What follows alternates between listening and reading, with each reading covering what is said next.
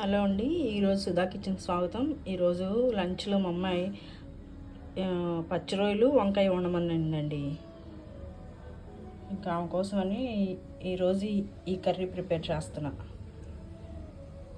ఇదిగోండి కావాల్సిన ఇంగ్రీడియంట్స్. ఇంకా అల్లం వెల్లుల్లి పేస్ట్ కూడా ఉన్నాయి, అవి కూడా చూపిస్తాను మీకు. ఇదిగోండి అల్లం వెల్లుల్లి పేస్ట్ కూడా వేసా. నాకు పొడి మసాలా కూడా ముందే వేసడం అలవాటండి.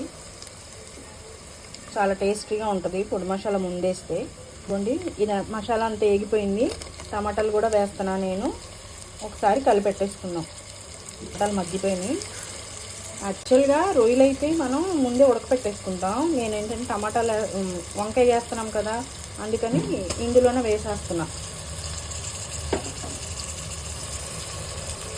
రొయ్యలన్నీ మగ్గిపోయి వాటర్ అంతా ఇంకిపోయింది. నూనె తేలుతుంది చూసారా పైకి. ఇలా వచ్చినప్పుడు వంకాయలు కూడా వేసేసుకోవాలి. మనం వంకాయలు వేసిన తర్వాత ఒకసారి ఇలా తిప్పేసుకోవాలి.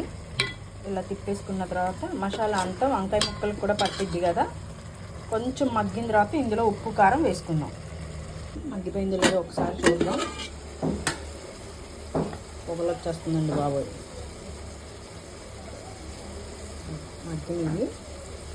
ఇప్పుడు ఉప్పు కారం వేసేసుకుందాం. ఉప్పు వేసేసా. కారం కొంచెం మేము ఎక్కువే తింటామండి. కారం వేసేసా. ఒకసారి వీటిని కలిపేసుకుంటాను నేను. ఇదిగోండి కలిపాను. కొంచెం నీళ్ళు పోసామనుకోండి,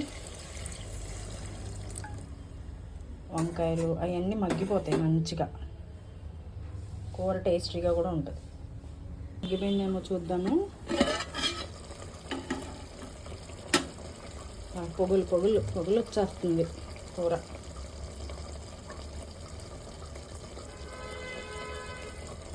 ఉడికిపోయిందండి. పాప లంచ్ బాక్స్లో వేసేసాను. కలిపేసి పెడితే మా పాప తినదు. ఇలా పైన కూర వేసానంటే తను ఎంతో ఇష్టంగా తింటుంది. వేడివేడి అన్నంలో వంకాయ పచ్చిరొయ్యలు కర్రీ అయిపోయింది. ఒక ముద్ద తినేసామనుకోండి, ఎలా ఉందో టేస్ట్ చెప్పేస్తాను నేను మీకు. కాలుతుందండి, ఒక్క నిమిషం. తోలు ఉడిపోయేలాగా ఉంది కాలు.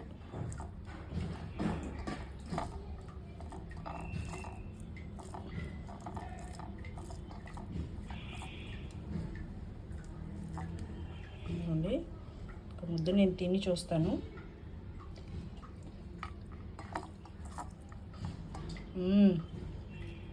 సూపర్గా ఉంది.